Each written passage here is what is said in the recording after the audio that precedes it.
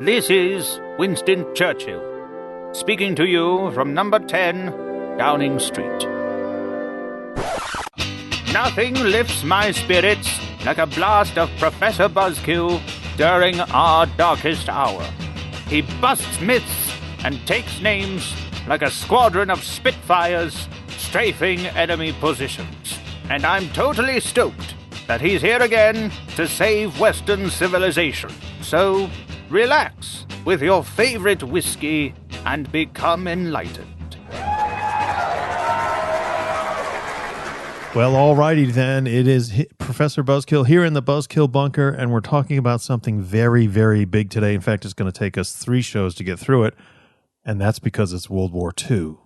And, of course, as always, our expert on 20th century American history, 20th century international relations, and 20th century war, Professor Phil Nash, is in the bunker with us. How are you, Professor? I'm doing fantastic. Thanks very much. Thanks for coming. It's so great to see you again. Every time we see you, people say, when's the show coming out? When's the show coming out? And the answer is very soon. This is a summer sort of topic because every time I think about the war in the Pacific, I must think how awful the weather must have been, among other things. Among other things, yeah. But I was just going to say some of the worst, just in case I forget to say this, just some of the worst fighting conditions. Yes, that's ever right. in the history of warfare you see in the Pacific in World War II. And there's so much in the public mind and the public consciousness taken up with World War II in Europe, and so much Hitlerization of popular history these days. You know, we tend to forget about the Pacific, but at least growing up, I remember thinking all the time there was always a movie, Tora, or right. PT 109, or right. On and on and on. So the Pacific and the European theater seem to be sort of balanced out, and that seems to have gone away now. Yeah, I think that's right. I think there's still, I haven't done a systematic study, but I still think the war in Europe and Adolf Hitler and Nazi Germany, still think they are subject of greater fascination than a lot of other topics in the Pacific. Yeah, certainly the brothers Buzzkill and I used to play war all the time, and we almost invariably, right, we're playing the Pacific War. So let's talk. We're talking mostly about the war, actually, in the Pacific, and mostly about the United States and Japan, but not just the United States. Right, correct, and that's the other thing. I'm going to try to use the term allies because there are a lot of cases where, for example, MacArthur in a lot of his campaigns early on, almost all of his troops were Australian. Right. And so a lot of the Commonwealth forces, a lot of our allies, the Chinese, for example, they often get left out of the story in the Pacific. Okay, but let's start then with what everyone, at least in the United States, thinks about as the start of that part of the war, Pearl Harbor. What happens after Pearl Harbor? Right. So we talked about Pearl Harbor in an earlier show, and obviously that really did deserve its own show. But as most people would have expected, as the Japanese themselves expected, after Pearl Harbor, things go really, really well for the Japanese for about 6 months. The Pearl Harbor attack is part of a coordinated series of assaults, all throughout Asia and the Pacific. They attack U.S. and British and Dutch possessions all over the place. They attack pretty much in 3 different directions at least. Yeah. And that includes American possessions in places like the Philippines, and we talked about in the MacArthur episode, where a lot of his Army Air Forces were destroyed on the ground. And in fact, if you'd asked American military officials and government officials, in mid-1941, if there's going to be an attack from the Japanese, where it's going to be, they would say the Philippines. Absolutely, because that's that's the U.S. possession that's closest to Japan. But actually, they attacked there second, and that's why MacArthur had hours of warning, which he did nothing with. Oh, we talked about in our MacArthur show. Yeah, in our MacArthur show, yeah. And at the end of the day, that probably wouldn't matter. The Philippines were not going to be held, and we'll talk more about it in a minute. Okay. Anyway, I got you off on a different track. But so they attack all over the place. They attack Hong Kong, which was a British possession, of course, and that falls on Christmas Day. So it just held out for a couple of weeks. Wake Island, which is a tiny, tiny U.S. possession out in the middle of the Western Pacific. That was taken only on December 23rd after a truly heroic stand on the part of the U.S. Marine Corps. Oh, okay. Yeah, they really gave the Japanese a bloody nose. Even though the island was defended by very, very small forces, the U.S. did a great job of holding off the Japanese as long as they did.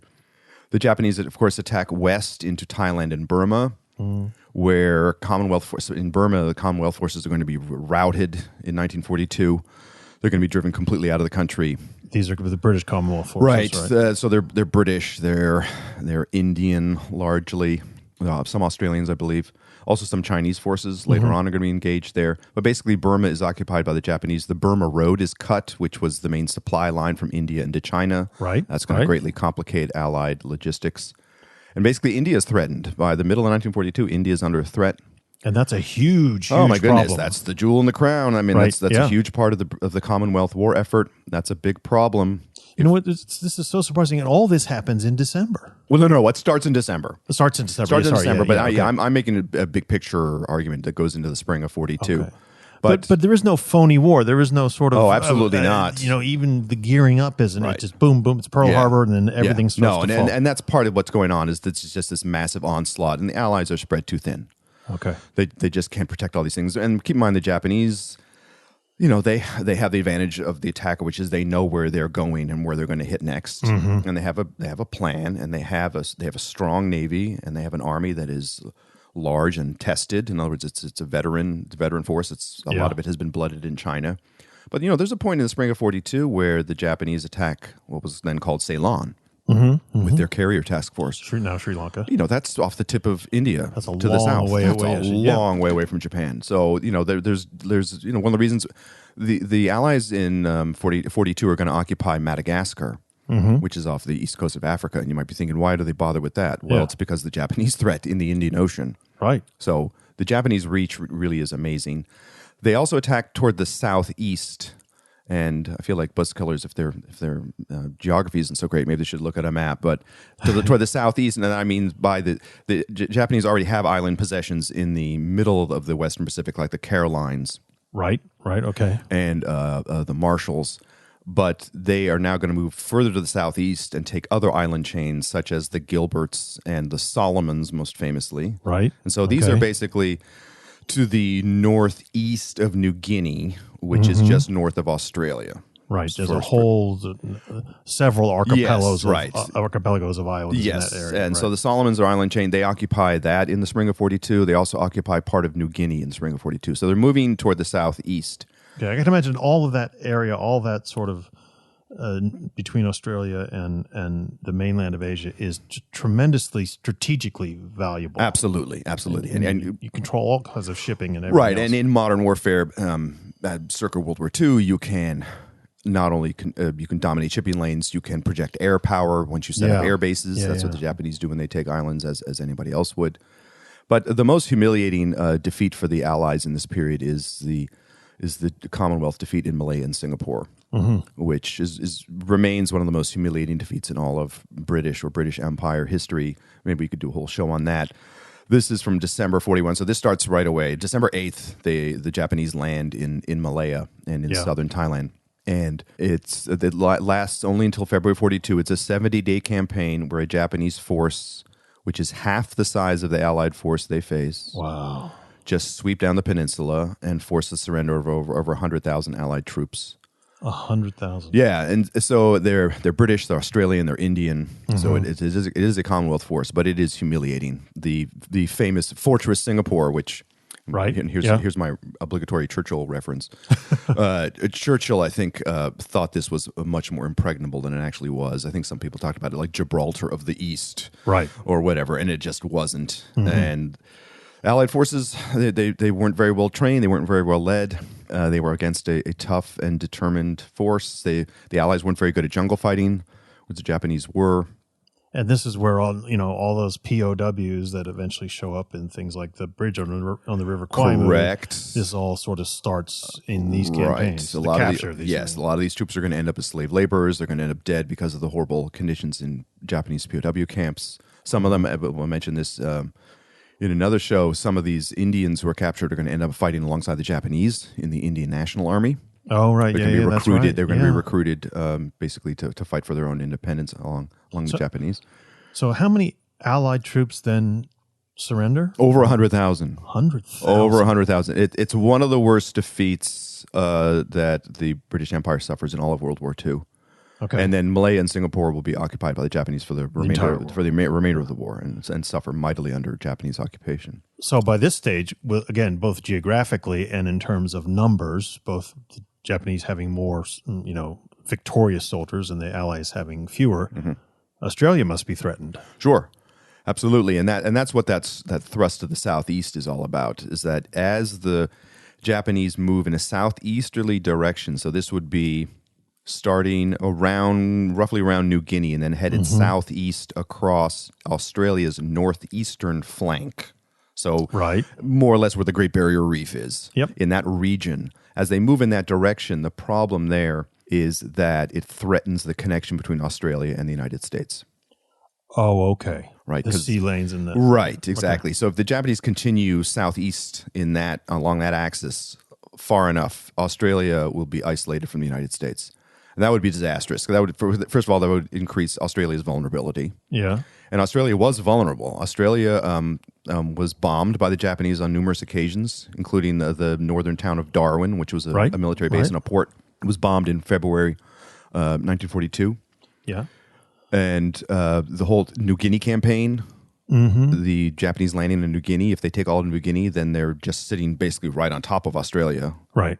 And so also Australia is important for the United States because that's where the area where they're going to stage their counterattacks from. Yes. Right. In other words, their two main bases in the Pacific, to put it very simply, are basically Pearl Harbor and Australia.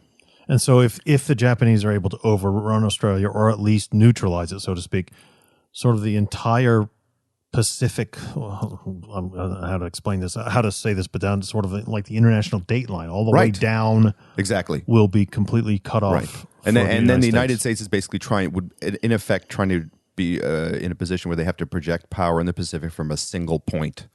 Wow. Pearl Harbor. Wow. Which is a strategic nightmare, essentially. So preserving this connection between the United States and Australia is super crucial. And as we'll see in a minute, that's why the United States concentrates its effort in blunting this southeastern drive across the northeastern flank of Australia. Well, so you mentioned the Philippines earlier. Right. And so the Japanese land on Luzon very early on in this period. U.S. and Philippine forces were forced to quickly retreat to the Bataan Peninsula, which is near Manila. It's a tiny little peninsula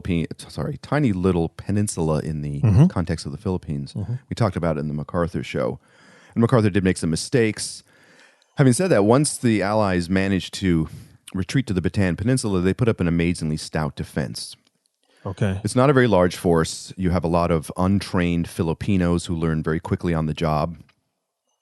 And they, defending a peninsula, especially in rugged jungle terrain, is relatively easy, right? You anchor your line on the water on both sides, since it's a peninsula, and it gives the Japanese nightmares. The problem is that soon the Americans and the Filipinos are on 1/3 rations, and they are fighting in the jungle, and thousands of them get sick. And you can see this a lot in the jungle fighting. I believe in the Burma campaign. Don't quote me, but I want to say that the disease claimed more Japanese casualties than combat did. More Japanese casualties? Yes, yes. I may be thinking of New Guinea. There's certainly one of the major campaigns where that's true. Yeah. And, maybe we'll talk about it later, but in the tropics, especially when you're undernourished and physically exerting yourself like you do in combat, a lot of these folks start to waste away. In fact, that's one of the problems the Japanese have as well, is that their attacking force is also devastated by disease. Okay. And there's a certain point where there's just this lull in the fighting because the Japanese don't have enough combat strength because they have so many men who have fallen out.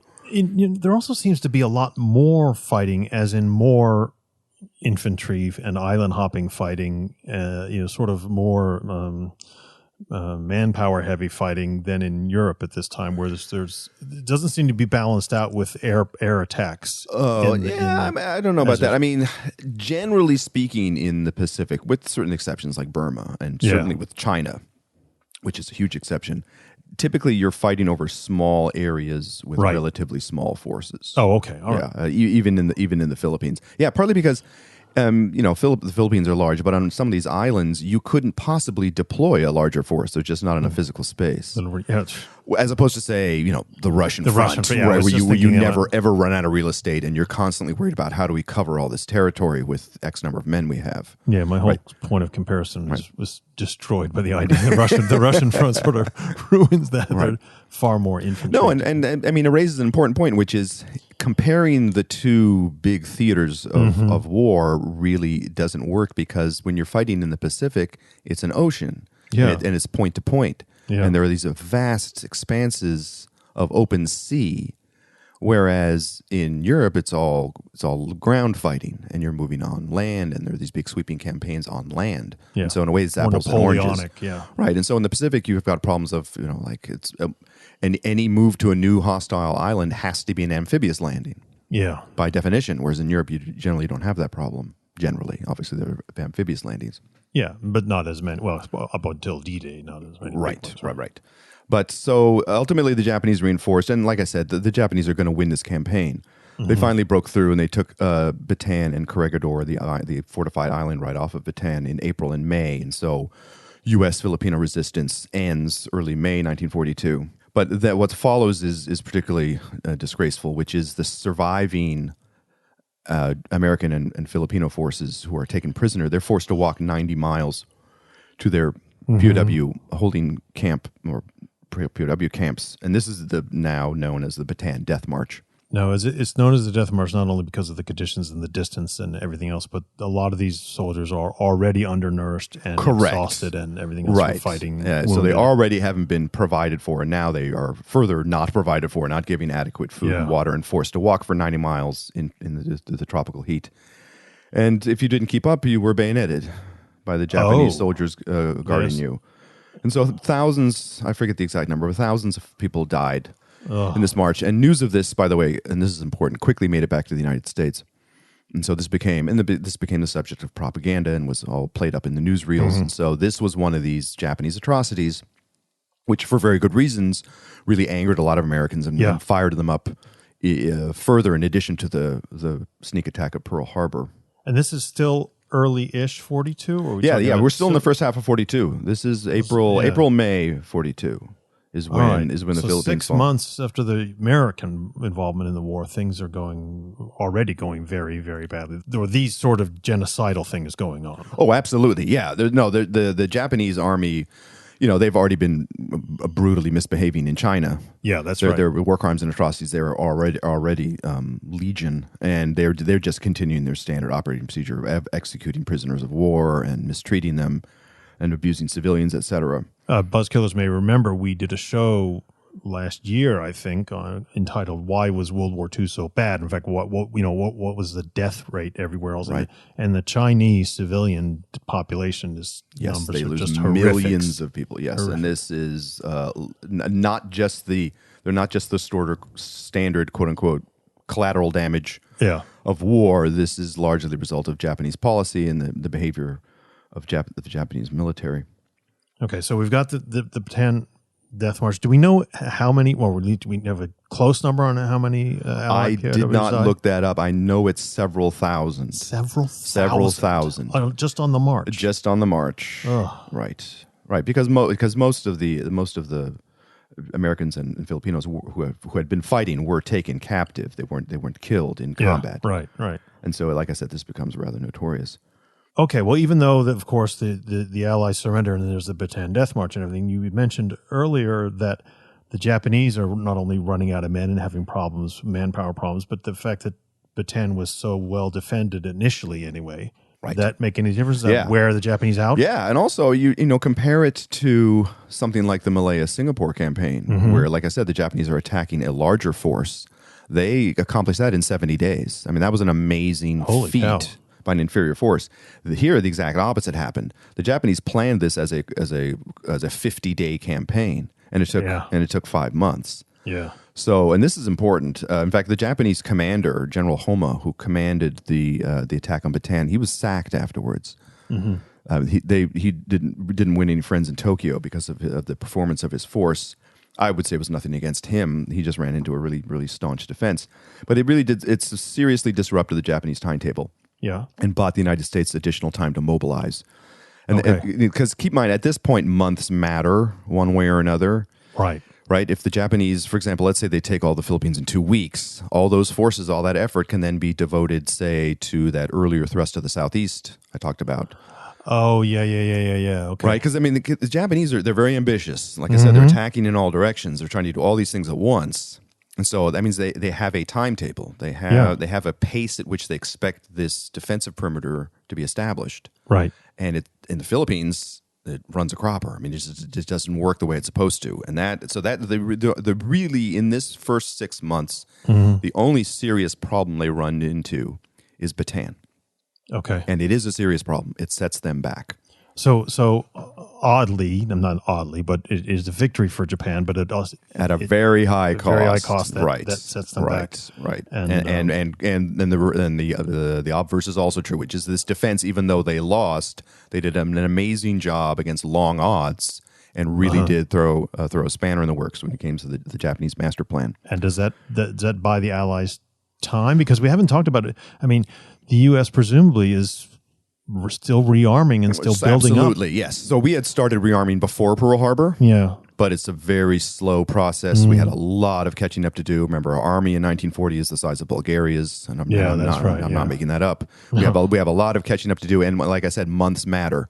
After Pearl Harbor, obviously, everything goes into high gear. Yeah. But it takes time. It takes time to convert. It takes time to draft and train additional men. It takes time to build new warships. Remember, you just lost all your battleships at Pearl Harbor.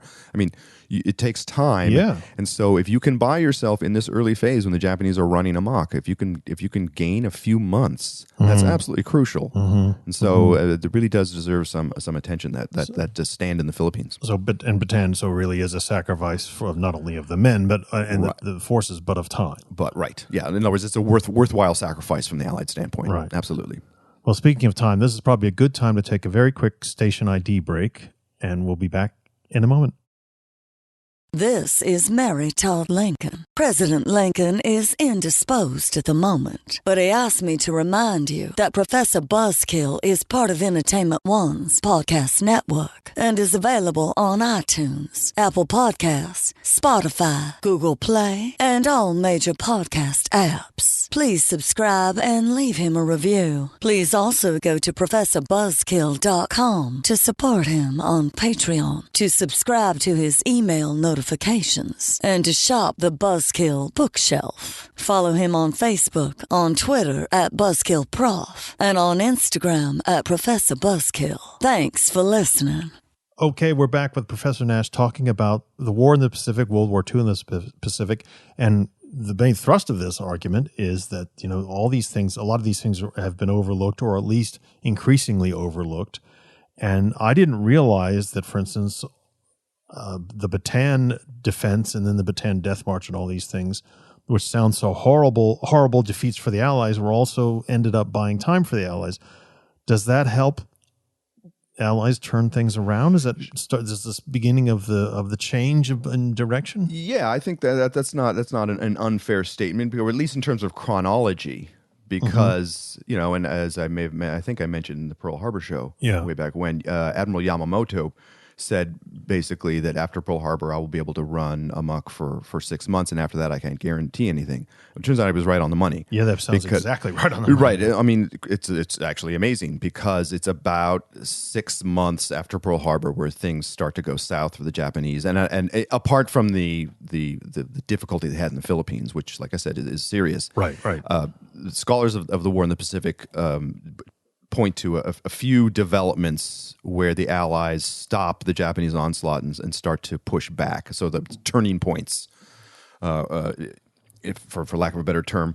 Yeah. And it's a series of battles that start in this same period between May and middle of 1942, August 1942. Right. And again, it's not even a year into the war. Not even a year. And it's not just a measure of sort of numbers and strength. In fact, I'd say it's in a way that's irrelevant. Yeah. But coincidentally or not, this is where you see a series of 3 battles where the Allies really do turn things around in the Pacific. The first is the Battle of the Coral Sea. Okay. Which happens in May 1942. The Coral Sea, this is once again off of Australia's northeast coast. Right. So it is amazing how much of this is going on in sort of the same place. Right, absolutely. Yeah. So this same rough area, a lot of activity. The Coral Sea is a pretty big sea. It's south of the Solomons. Of course, the Pacific, people once again should look at a map. The Pacific, to say the Pacific is large is really an understatement. In fact, I've seen maps where the 48 contiguous states. So the map of the United States is dropped into the Pacific, and it covers amazingly little of that ocean. Oh my god! Well, I think that the folks that do in the Buzzkill Institute, the team that does the videos for our newish YouTube channel, will make sure to put a number of maps in his video images so we can see not only where these things are, but how far the distances are you're talking about and the scale you're talking about. They do a good job of this in, if I don't mention it later, I'll mention it now, this fabulous HBO series, The Pacific, which focuses on the experiences of 3 U.S. Marines. Yeah, and HBO can send us money at professorbuzzkill.com. We would love to get some sponsorship from them. But they do a great job of, at the beginning of every episode, they zoom in from space down to the particular island they're talking about. Yeah. And you do really get a sense of how vast the Pacific is, because it really is enormous. Thousands and thousands of miles across. Again, and like you said about comparing with Europe, it's completely different warfare. You're not only fighting in 2 different places, you're fighting totally different. Right. So here the Japanese sent this carrier task force toward the southeast. They wanted to seize Port Moresby, which is it's a place on the southern face of New Guinea. Right. So on the face of New Guinea, the face is Australia. Had they taken that, they probably could have taken all of New Guinea, and then that would have been a huge problem for the Allies. So it was important.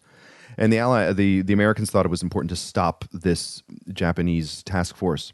So the Americans sent their Pacific Fleet, which at this point, remember, the Americans still have their 3 aircraft carriers, which were not at Pearl Harbor, luckily for them. Only 3? Only 3. We only have three fleet carriers in the Pacific at this time. Holy cow. And the Japanese have 6. Wow. So, and I believe it was all 6 that took part in the Pearl Harbor attack. In any case, I know the Japanese do have a bigger force here. They don't have all 6 of their carriers. But so they meet in the Battle of the Coral Sea. This is early May 1942. It's interesting in military history because this is the first major fleet combat in world history where the 2 fleets do not come in visual contact with each other. Now, I remember learning about this thousands of years ago in undergrad school and just being shocked at how this could be done. Right. How is that a thing? Well, yeah, yes. Because the other fleet or the enemy's over the horizon. Right. So you're lobbing shells over the horizon. Well, right. Well, not even lobbing shells. You're using attack aircraft. Oh, okay. Right. Because once you have aircraft carriers, these fleets always send out reconnaissance aircraft. Yeah. Long distances away, basically to protect yourself. Yeah. And then what you do is you spot the other fleet and you radio back their location, and then you send your torpedo bombers and your dive bombers up into the air and hope that you can then locate the enemy fleet. Right. Okay. And sometimes you do, and sometimes you don't. And sometimes there's a lot of luck involved. Sometimes there's guesswork. But this is a case where both fleets, they identify the presence of the other. Yeah. And they launch the aircraft at each other and they attack each other. And so this is the first real battle of the aircraft carriers. Because before that was sort of one-sided. Like Pearl Harbor is not a battle of aircraft carriers. It's only one side is using them. Right. Yeah. But this is the first time you have aircraft carrier fleets slugging it out. Both sides suffer serious losses. In terms of the loss on both sides, it's essentially a draw. Mm-hmm. But what happens is that the Japanese are turned back. Oh, okay. So it's a strategic victory for the Americans because they stopped this invasion force that was headed toward Port Moresby. And in fact, it has these ripple effects because the Japanese are then forced to try and take southern New Guinea overland on the sort of the Kokoda track, which we talk about an unbelievably brutal campaign in terms of the physical conditions, the weather and the jungle and the mountains. It's just awful. The Japanese are going to lose 100,000 men in New Guinea, and you could argue for no good reason. But they are forced to give up this plan to take New Guinea by sea, basically, because of the Battle of the Coral Sea. Okay. So this whole southeastward movement then is checked for the moment. For the moment. That's right. Okay. Can we go back to one that Buzzkiller should know that these episodes are extremely well prepared by Professor Nash. And one thing we sort of hinted at but didn't I'd like to go back to is when you were talking about the Battle of the Coral Sea and the ships not seeing each other, you also in our outline here say, this sort of is the first battle of the future in a sense. Right. Yeah. And you've seen it even in, we don't have a lot of naval combat in our era, but you've seen it also where one of the reasons why people think carrier task forces are not necessary is because they're so vulnerable to missile attack. Yeah. Which is to say you risk destruction by an enemy you don't even see. Yeah. And that really is naval combat after World War II, which is, for centuries, Literally, for centuries, naval combat was about you spotting the enemy, you coming up on them, and then you blasting away at each other. And hopefully your tactics, your seamanship, or your weaponry, or the number of ships you have, hopefully that's better. And you just slug it out, and then when you start to lose, you withdraw, and then you've been defeated. And that you had a lot of naval leaders early in World War II who still have that mindset, who still think the battleships are where it's at. And that's, right. But this demonstrates what the future is going to be like, which is it's all standoff. It's like you'd never see the enemy. It's all about who you get the drop on first with your aircraft. Yeah. And battleships are essentially obsolete. Battleships are now something you have to protect from air attack. Yeah, okay. And then when intercontinental missiles come into it, then aircraft carriers become, they don't become obsolete, but they certainly have to change their... Right. Well, yeah, and you have but now today, aircraft fire missiles at ships, and ships fire missiles at each other, and they have super long range. Yeah, okay, yeah. And, for the rest of World War II, battleships are essentially going to be used for shore bombardment. They have really, really big guns, which are really, really good for naval bombardment of land targets. But you're really not going to have, you're not going to have another Jutland in 1916. You're not going to have these massive battles between battleships anymore. Yeah. With a couple of exceptions, but it typically just does. It happens in the Atlantic a couple times. Yeah. But not the model of naval warfare that was in the heads of most naval strategists. Yeah, because they're thinking that we're going to get these bigger and bigger ships, aircraft carriers, with thicker and thicker armor, exactly. Then, but it goes the other way. No, and time and time again, the vulnerability of these battleships. Well, it happened off Singapore, where the Prince of Wales and the Repulse were sunk. Wow. Well, they were also sunk. Both. I have a PhD, by the way. Yeah. They were sunk because they were sent out to meet the Japanese invasion force, and they were sent out without air cover. Yeah. And they were both sunk. And it was once again a really bad day in Whitehall when those two capital ships were lost. Oh, sure. Yeah. And another major marker of the difference between World War I and World War II. Absolutely. And so the second turnaround, the second turning point, in some ways even bigger turning point, happens right after that, which is in early June 1942, the Battle of Midway. Right. Which is what Midway Airport in Chicago is named after. I didn't know that. Okay. I didn't know. I don't quote me. I'm pretty sure that's the case. I always thought, because it's Midway across the country, right? No, apparently they named it after the Battle of Midway. I thought it was because the University of Chicago football team were called the Monsters of the Midway, and that may be the other direction. In other words, their name. Anyway, well, we better figure this out. Maybe we'll edit it out. Rather than talking out our Buzzkill behinds, maybe we ought to look into that. But in any case. This is in early June 1942. This is much farther north. This is in the Central Pacific, out in that vast stretch of ocean where there's very few islands. In fact, Midway is incredibly remote. Yeah. It is midway between. It is midway. It is hundreds of miles to the west of Hawaii. Wow. And so if people have seen any maps of the Japanese defense perimeter in World War II, they, in fact, because of the battle in the Midway campaign, they seized a couple of the Aleutian Islands. They do actually seize U.S. territory, by the way. Yeah. It's a couple of the Aleutian Islands. All the way up in Alaska. All the way up in Alaska. It's sort of like the Key West of Alaska. It's this. That's right. It's this chain of islands that goes way out into the Bering Sea.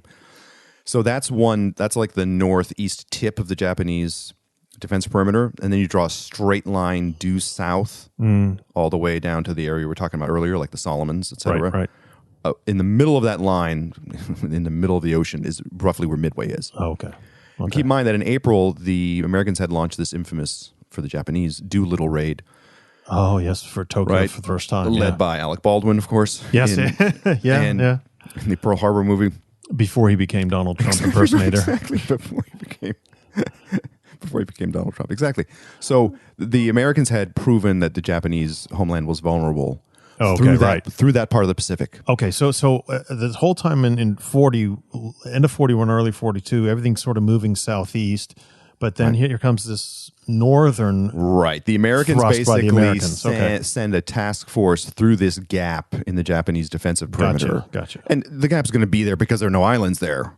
Yeah, right. And then they launched those bombers that bombed Tokyo, and it's a pinprick raid, and it doesn't really damage Tokyo very much. And like I think I said in an earlier episode, it gets 250,000 Chinese civilians massacred by the Japanese in retaliation because they had helped out some of the Doolittle flyers. So it's a really complicated episode, but it did spur the Japanese to try and close this gap in their defense.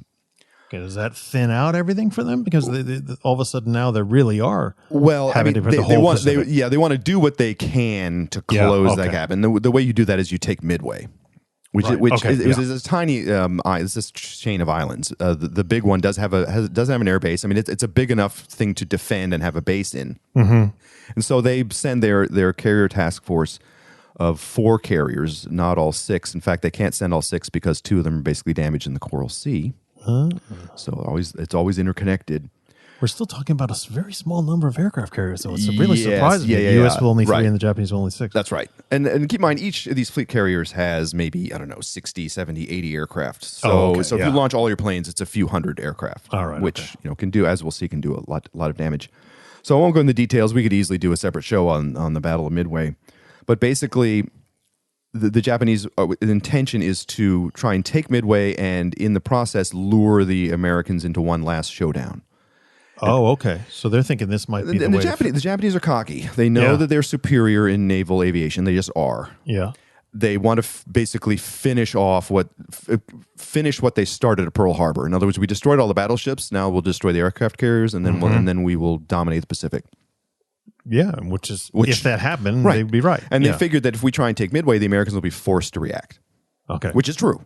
I mean, at that level, it's a good plan. Apart from that, the Japanese plan was not very good. And because they split their force, they sent part of it up to the Aleutians. And also, one of the big problems they had is the intelligence. So the Americans had broken the Japanese naval code. The Americans knew what the Japanese were doing. The Japanese did not know what the Americans were doing. Yes, basically, it allowed the Americans to set an ambush. Again, we talk about the Enigma code in Europe being broken. What a big deal that is. But this is just as big deal. Yeah, always overlooked. This is a triumph of American intelligence. And basically, so the Battle of Midway happens. I won't go into the details. They are interesting, but I won't go into them. U.S. intelligence plus a certain amount of luck and a lot of Japanese mistakes leads to a devastating defeat being inflicted on the Japanese. All 4 Japanese fleet carriers are sunk. Wow. 4 out of 4 in the battle. The Americans lose 1. They lose the Yorktown. But basically what this means is that the fleet carrier balance in the Pacific, because of Midway, goes from 6-3 to 2-2 in a single battle. So you have essentially erased the Japanese naval advantage in the Pacific in a single battle. And it's worse than it sounds because they're not just losing their carriers. They lose all the aircraft and they lose all the pilots. And that's what really hurts because as of Pearl Harbor, Japanese naval aviation is the best in the world. Right, as flat you were saying earlier. Yeah. As they just flat out are. Now you've lost hundreds of those top pilots. Yeah. And it's going to be very, very difficult to replace them. And it's not infantry. You can't train them in 2 days. No. These people go through intensive training. They were also experienced. Yeah. And so what happens is after this, the Americans can, once our industry cranks up, we can start cranking out ships. Because we have 10 times the steel production capacity of the Japanese, we will be able to more than replace our losses. And the Japanese will struggle to replace theirs. So it seems as if the Japanese are thinking that this Midway could be it. They could lure the Americans in, nail them down, and then, as you said, control the Pacific, and that part of the war will be over, will be a stalemate. Right. But actually it then becomes a turning point. Absolutely. Yeah, even more so than the Coral Sea. Because basically the Japanese went from a situation where they could project their power pretty much at will. Now they can't. Now they just don't have the fleet carrier capacity. Once they fix their 2 remaining fleet carriers, they just have 2 fleet carriers. That's not 2. Let me put it this way: 2 is less than 1/3 of 6 when it comes to fleet carriers. Yeah, that's right. Right. It's not numeric. Just, right. It's not just the pure number. When you only have 2, and then you're staring at a foe who has 2 but has another 12 that he's constructing. Yeah. Then it's like, uh-oh. Right. And so then basically the Japanese are going to be on the defensive after this. And that's why it's a turning point. Well, and that's what it's a major cliffhanger. And being good show business people, we're going to leave that cliffhanger hanging. Right. Because there is one more turning point, which we did not get to. And the next time we come back, when we talk about the war in the Pacific, we'll talk about that turning point and a lot of other things that go on. So thanks to Professor Nash for coming on the show. And we'll talk to you Buzzkillers next week.